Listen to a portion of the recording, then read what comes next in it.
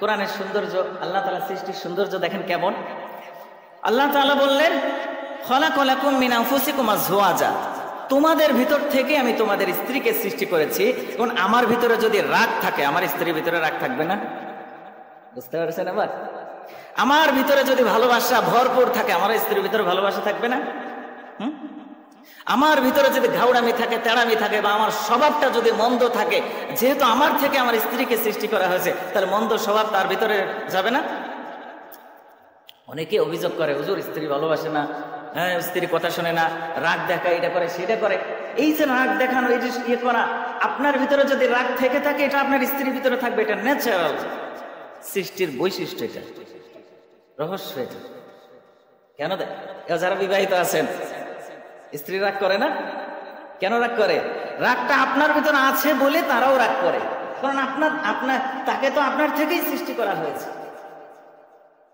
এখন আপনি যদি চান যে না আমার স্ত্রী রাগ করা যাবে না, না করুক, তাহলে আপনার ভিতর থেকে রাগ রাখা যাবে না। আপনি যদি বলেন যে আমার স্ত্রী আমাকে ভালোবাসে না হুজুর, তাহলে এটা আগে আপনার মধ্যে বেশি রাখতে হবে। যেহেতু আপনার থেকে সৃষ্টি করা হয়েছে, আপনার ভিতরে যা থাকবে তার ভিতরে ওটাই থাকবে।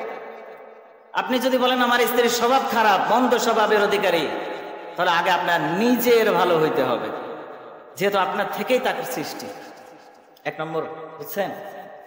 দুই নম্বর, লিতাসকুনু ইলাইহা, তাকে সৃষ্টি করা হয়েছে আপনি তার কাছে যে শান্তি পাবেন, প্রশান্তি পাবেন।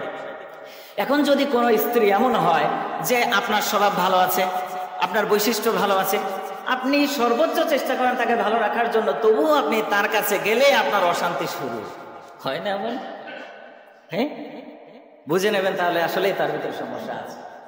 সেই স্ত্রী হওয়ার আল্লাহ তাআলা যেই স্ত্রীর কথা বলেছেন, যে স্ত্রীর কাছে গেলে স্বামী প্রশান্তি পাবে, তার সারাদিনের ক্লান্ত দূর হয়ে যাবে ক্লান্তি।